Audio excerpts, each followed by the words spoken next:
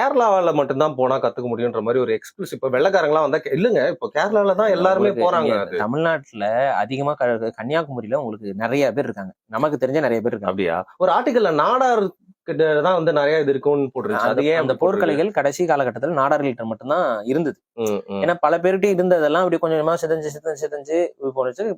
உங்களுக்கே தெரியும், கன்னியாகுமரி கேரளா எல்லாம் கொஞ்சம் காட்டு சார்ந்த பகுதிகள். உங்களால ஈஸியா போய் மறைஞ்சு இருந்து அதை கத்துக் கொடுக்க முடியும். காடுகளா இருக்கும், வெள்ளக்காரன் பார்வையில் அதிகமா இல்லாம.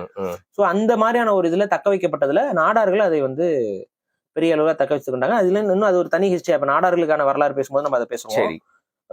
அதுல வந்து நீங்க இன்னைக்கு வந்து பத்மநாப நாடாரு இவங்கெல்லாம் வந்துட்டு அவங்க கேரளால நிறைய பேரு மலையாளிஸ்ன்னு சொல்லிட்டு அவங்க நாயர் ஐடென்டிட்டியோடலாம் போட்டு குழப்பி திருட பாக்குறாங்க.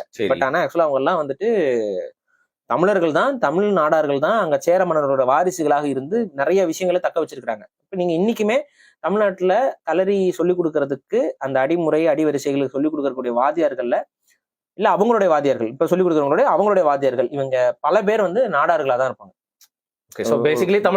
தமிழர்கள் நாடார் சமூகத்திற்கு அதுல ஒரு பெரும் பங்கு இருக்கு, அதை தக்க வைக்கிறதுல. ஒவ்வொரு சமூகமும் ஒவ்வொரு விஷயத்தை தக்க வச்சிருக்கு. அதுல நாடார்கள் இந்த போர்க்கலைகளை வந்து பெரிய அளவுல தக்க வச்சிருக்காங்க.